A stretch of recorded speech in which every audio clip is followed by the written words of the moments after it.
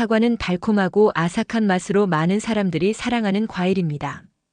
그러나 우리가 먹는 사과의 표면에는 왁스 코팅, 농약 잔여물, 미세한 먼지가 남아있을 수 있습니다.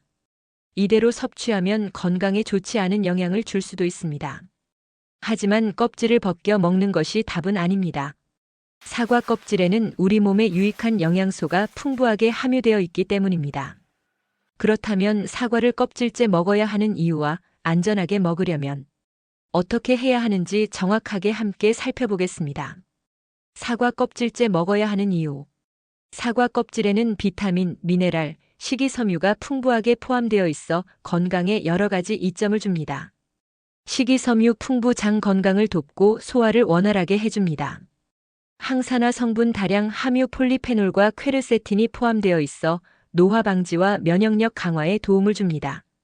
혈당 조절에 도움. 껍질 속 영양소가 혈당이 급격히 상승하는 것을 막아줍니다. 이처럼 껍질을 함께 먹는 것이 건강에 유익하지만 깨끗하게 씻지 않으면 농약이나 잔여물이 함께 섭취될 위험이 있습니다. 올바른 세척법을 통해 안전하게 즐기는 것이 중요합니다. 자, 이제 올바르게 사과 씻는 방법을 소개하겠습니다.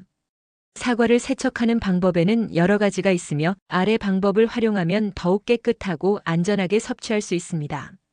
첫 번째, 흐르는 물로 씻기. 가장 기본적인 방법은 흐르는 물에 씻는 것입니다. 사과를 수돗물 아래에서 최소 30초 이상 꼼꼼히 씻어주세요. 손가락으로 사과 표면을 부드럽게 문질러 남아있는 먼지와 불순물을 제거합니다. 꼭지 부분은 특히 농약이 남아있을 가능성이 높으므로 세심하게 문질러 주세요.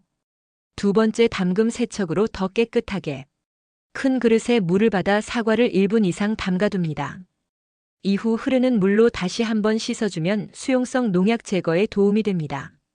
필요하다면 물에 식초를 약간 첨가하면 항균 효과를 높일 수 있습니다. 세 번째, 베이킹 소다나 식초를 활용하기.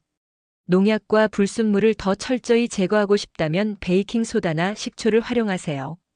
베이킹 소다 세척법. 물 1L에 베이킹 소다 1스푼을 넣고 잘 섞습니다.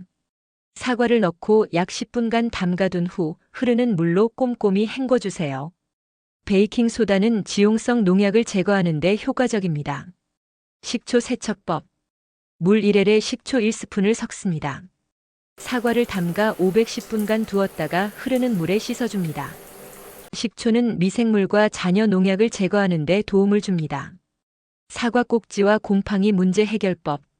사과의 꼭지 부분은 농약이 잔류할 가능성이 높은 부위이므로 가능하면 잘라내고 섭취하는 것이 좋습니다. 만약 사과에 곰팡이가 발견되었다면 해당 부분을 잘라내고 나머지는 섭취해도 됩니다.